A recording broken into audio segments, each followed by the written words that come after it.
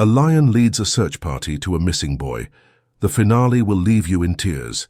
The sun dipped below the horizon, casting long shadows over the vast expanse of the savannah. In the distance, a solitary lion stood on a rocky outcrop, its golden mane glowing like a crown in the fading light. Its piercing amber eyes scanned the landscape, as though sensing something was amiss. This was not just any lion. It was Aslan, the pride's leader, known for his wisdom and unmatched strength. But tonight, his gaze wasn't focused on prey. Tonight, he was searching for something far more important. Miles away, in a small village, nestled at the edge of the wilderness, panic had taken hold. The air was thick with the worried murmurs of villagers, their faces etched with fear. A boy, young, adventurous, and full of life, had vanished without a trace. Little Rafi, as the villagers called him, had been last seen playing near the forest edge. That was hours ago, and now as night crept in, hope began to dwindle. Rafi's mother, Zara, clutched a worn piece of his clothing, tears streaming down her face. "Please," she whispered to anyone who would listen, "find my boy." The villagers had scoured the nearby woods, calling out his name until their voices grew hoarse. But the forest, with its dense foliage and treacherous terrain, held its secrets tightly. It was then that the village elder, an aged man with a lifetime of stories etched into the lines of his face, suggested something extraordinary. "Call for Aslan," he said. His voice, though frail, carried an undeniable authority. The villagers exchanged hesitant glances. To seek the help of a wild beast? It was unthinkable. Yet desperation left no room for doubt. Aslan had long been a legend in the region. Stories told of how he had once saved a stranded calf, guided lost travelers, and even stood guard over the grave of a fallen villager. Some believed he had a connection to the spirit world. Others dismissed it as mere folklore. But tonight they had nothing to lose. A small group of villagers carrying torches and trembling with both fear and hope approached the savannah. They called out softly, their voices carrying over the plains. "Aslan, king of the savannah, we seek your help." For a moment there was only silence, the vast wilderness seeming to hold its breath. Then from the shadows, Aslan emerged, his presence commanding and serene. His golden eyes locked onto Zara's tear-streaked face, and as if understanding her anguish, he let out a low, resonant growl, a sound that seemed to promise, "I will help." With a determined stride, Aslan led the way, his powerful form cutting through the night. Behind him trailed a growing party, villagers armed with torches, dogs sniffing the air, and Zara, her heart clinging to the fragile thread of hope. The lion moved with purpose, his nose to the ground, ears swiveling to catch the faintest sound. It was as if he could sense the boy's presence, even amid the cacophony of the nocturnal wilderness. As they ventured deeper into the forest, the atmosphere grew tense. The trees loomed tall and menacing, their branches intertwining like skeletal fingers. The chirping of crickets was replaced by an eerie silence, broken only by the crunch of leaves underfoot. Suddenly Aslan halted, his body stiffening. He let out a low growl, his gaze fixed on a shadowy thicket ahead. "Is he there?" Zara's voice was barely a whisper, her hands trembling. Aslan took a step forward, his tail swishing like a whip. The villagers held their breath, the air thick with suspense. And then from the darkness came a faint sound, a child's voice, weak but unmistakable. "Mama!" The search party froze, a wave of emotion washing over them. Relief, fear, and hope collided as they realized the boy was alive. But something wasn't right. The voice was distant, and the forest ahead was treacherous, filled with hidden dangers. What had kept Rafi from returning? And would they reach him in time? The answers lay just beyond the thicket where Aslan now ventured cautiously, his every step a promise of protection. The faint sound of Rafi's voice sent a surge of hope through the search party, but it was fleeting. The forest ahead loomed like a dark labyrinth, its secrets hidden in the dense undergrowth. Aslan moved forward, his steps deliberate, his powerful muscles rippling with each stride. His nose hovered close to the ground, sniffing the faint scent, trail that seemed to weave through the chaos of the wilderness. The villagers followed closely, their torches flickering against the encroaching darkness. Zara gripped her shawl tightly, her eyes darting between the lion and the forest, whispering silent prayers. Beside her, the elder walked with a steady gait, his presence a quiet reassurance. But the forest seemed alive, its shadows shifting, the distant rustle of leaves hinting at unseen watchers. "Look," one of the villagers called out, pointing to the ground. A tiny shoe lay abandoned near a cluster of ferns, its fabric muddy and torn. Zara gasped, her hands flying to her mouth. "It's his," she choked, tears threatening to spill once more. Aslan sniffed the shoe, his amber eyes narrowing with newfound determination. He turned sharply, his focus unyielding as he led the group deeper into the forest. Every now and then he would pause, his ears twitching, his nose lifting to catch scents carried by the night air. The group came upon more signs, small footprints in the dirt, a scarf snagged on a low-hanging branch, and a crumpled candy wrapper. Each discovery was a mixture of relief and dread, proof that Raffi had passed through but was still missing. The trail grew more erratic, weaving through rocky outcrops and thorny thickets. "Aslan, do you think he's hurt?" Zara murmured, her voice trembling. The lion didn't answer, of course, but his unwavering focus seemed to say, "Not while I'm here." As they pressed on, the forest became more treacherous. Thorn bushes clawed at their clothes, and uneven ground threatened to twist ankles. At one point, a sharp cry broke the silence as a villager stumbled and fell. Aslan paused, glancing back briefly but pressed on without hesitation. Then the forest offered its first challenge. A narrow ravine stretched before them, its depths hidden by shadow. The only way across was a fallen log, slick with moss and dangerously unstable. The villagers hesitated, exchanging nervous glances. Zara's heart pounded as she stared at the gaping void, but Aslan, with the grace of a predator, stepped onto the log. His movements were slow, deliberate, and assured.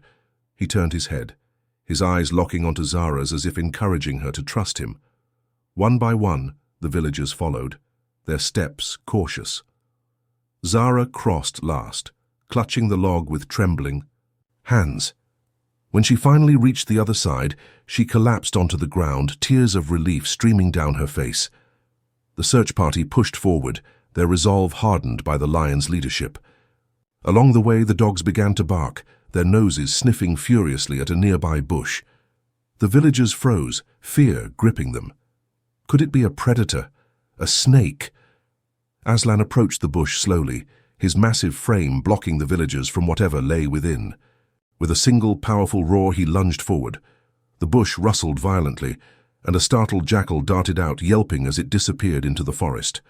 The villagers exhaled in unison, their relief palpable. The bond between the lion and the villagers grew stronger with every step. Aslan's instincts were unparalleled, his movements confident and purposeful. He seemed to understand their fear, their hope and their desperation. Just as they began to feel a glimmer of hope, the forest threw another obstacle in their path. A sudden downpour began, soaking the party to the bone and turning the ground into a slippery mess. The torches sputtered and died, leaving them in near-complete darkness. "Aslan, can you still find him?" Zara whispered, her voice barely audible over the rain. The lion's only response was a low growl as he pressed forward, his golden mane now drenched, but his resolve unshaken. Finally, they reached a clearing where the trail seemed to vanish. Aslan stopped abruptly, his body tense, his ears perked. He let out a deep guttural sound, a mix of a growl and a call. It echoed through the forest, a sound that made the villagers' skin prickle, and then, from somewhere beyond the clearing, came a response. A faint, trembling cry. "Mama, help!" The villagers froze, their eyes wide with disbelief. Zara surged forward, but Aslan blocked her path with a firm swipe of his paw. He looked at her, his eyes filled with a mix of warning and reassurance. Something wasn't right. Why had Raffi not come running? What danger still lurked in the shadows? Aslan began to move again, this time slower, his muscles coiled as if ready to strike. The villagers huddled behind him, their hearts pounding as the clearing revealed its secrets. The clearing lay shrouded in an eerie silence, broken only by the rhythmic Patter of rain against the leaves. Aslan led the way, his massive frame taut with tension, each step deliberate. Behind him, Zara clung to the faint sound of her son's voice, her heart caught between hope and dread. "Mama!" The cry came again, weaker now, almost swallowed by the storm. There in the clearing's center was the source of the voice, a jagged opening in the earth. A sinkhole, its edges crumbled and raw, yawned wide like a gaping wound in the forest floor. The villagers rushed forward, peering into the dark chasm below. "Raffi!" Zara called out, her voice cracking with desperation. "Here, Mama!" came the reply, faint and shaky. Raffi was trapped, clinging to a narrow ledge just above the abyss. His tiny figure was illuminated by a shaft of moonlight filtering through the storm clouds. His face was streaked with dirt, his eyes wide with fear. "Don't move, my boy!" Zara cried, tears streaming down her face. She turned to the villagers, panic etched into every line of her face. "We have to get him out." The villagers exchanged uncertain glances. The sinkhole was deep, its walls slick with mud and unstable. One wrong move and the ledge could collapse. The elder stepped forward, his voice calm but grave. "This is treacherous ground. We need a plan or we risk losing him." Before anyone could act, Aslan let out a commanding roar that silenced the murmurs. The lion stepped closer to the sinkhole, peering into its depths. His golden eyes locked onto Raffi's, and the boy's trembling seemed to ease as if sensing the lion's strength. "Aslan," Zara whispered, her voice trembling. Can you save him?" The lion turned to her, his gaze steady and reassuring before stepping to the edge. He tested the ground with his massive paw, then leapt gracefully down to a lower ledge, inching closer to Raffi. The villagers gasped, their breaths held as the lion's weight caused small rocks to tumble into the abyss. Raffi's voice wavered. "Aslan, I'm scared." The lion let out a soft rumble, a sound that seemed to soothe the boy. With precise, deliberate movements, Aslan navigated the precarious terrain, his powerful claws digging into the mud for stability. When he reached the boy, he crouched low, his body acting as a shield against the storm and the yawning chasm below. Raffi hesitated, his small hands trembling. "What do I do?" "Aslan will guide you," Zara called, her voice filled with hope. "Trust him, Raffi." The lion nudged the boy gently with his nose, encouraging him to climb onto his back. The villagers watched in awe as Raffi clung to Aslan's mane, his tiny arms wrapping around the lion's neck. With slow, deliberate movements, Aslan began the climb back up, his muscles straining against the slippery ground. But just as they neared the edge, disaster struck. A portion of the ledge crumbled beneath Aslan's back paw, sending rocks and mud tumbling into the darkness below. The lion slipped, his claws scrabbling for purchase. Gasps echoed through the clearing as Zara screamed, "No!" Aslan growled deeply, his determination unwavering. With a powerful leap, he lunged forward, planting his front paws firmly on solid ground. The villagers rushed to his aid, grabbing Raffi and pulling him to safety. Aslan scrambled up behind them, his chest heaving but his gaze calm and unyielding. Zara fell to her knees, clutching her son tightly. "Oh, my boy, my sweet boy," she sobbed, her tears mingling with the rain. Raffi buried his face in her shoulder, his small frame trembling. "Mama, Aslan saved me," he whispered, his voice filled with awe. The villagers erupted into cheers, their fear replaced by overwhelming relief. They crowded around Aslan, their expressions a mix of gratitude and reverence. Zara approached the lion, her hand trembling as she reached out to touch his mane. "Thank you," she whispered, her voice choked with emotion. "You've given me my son back." Aslan met her gaze, his golden eyes filled with something profound. Understanding, compassion, perhaps even love. He let out a soft rumble before turning away, his majestic form disappearing into the shadows of the forest. The storm began to subside, the rain easing into a gentle drizzle. The villagers stood in silence, their hearts heavy with the weight of what they had witnessed. It wasn't just the boy who had been saved, it was their faith, their belief in the extraordinary. But as they made their way back to the village, one question lingered in everyone's mind. How did Aslan know exactly where to find Rafi? Was it mere instinct or something greater, a connection that transcended the boundaries of man and beast? For Zara, the answer didn't matter.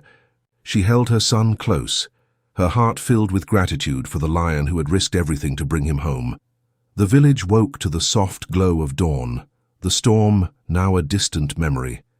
The scent of wet earth filled the air as the first rays of sunlight painted the landscape in hues of gold.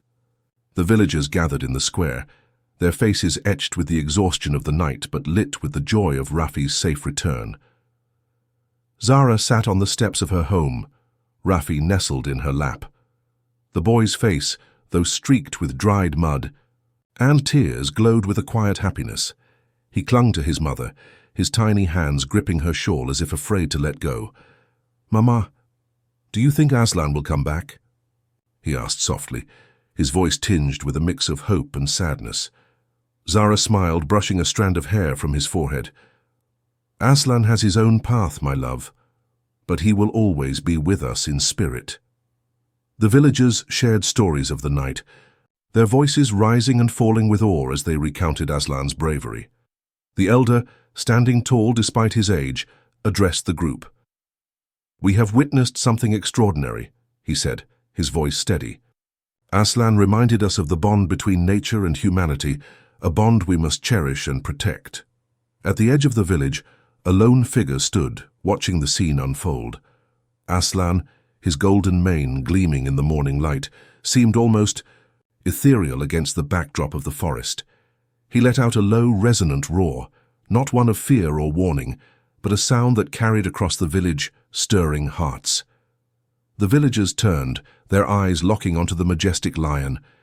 A wave of silence fell over the crowd as they watched Aslan, their awe mingled with gratitude.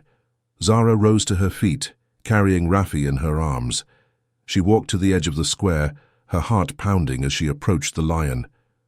"Aslan," she said softly, her voice carrying a mix of gratitude and sorrow. "You are a gift to us, a protector, a friend.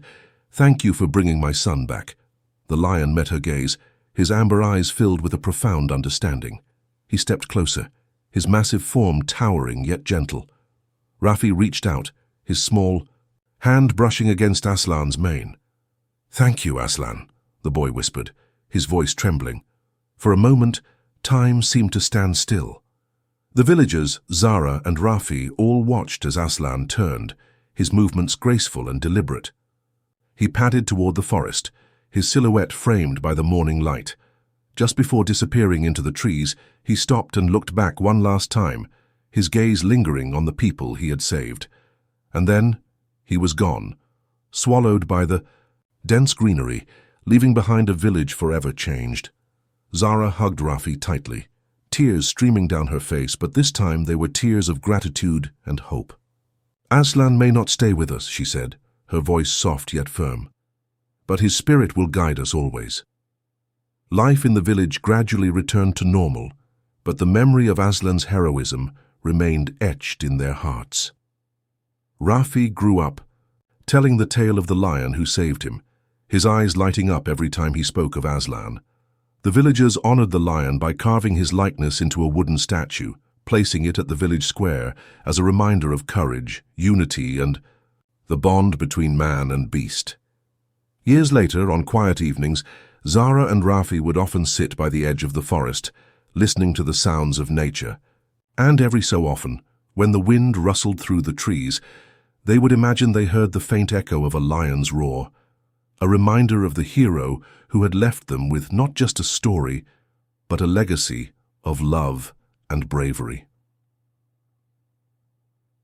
In the end, it wasn't just Rafi who was saved.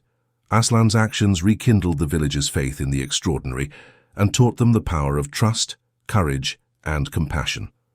Because sometimes heroes come in unexpected forms, leaving behind footprints not just on the earth but on the heart,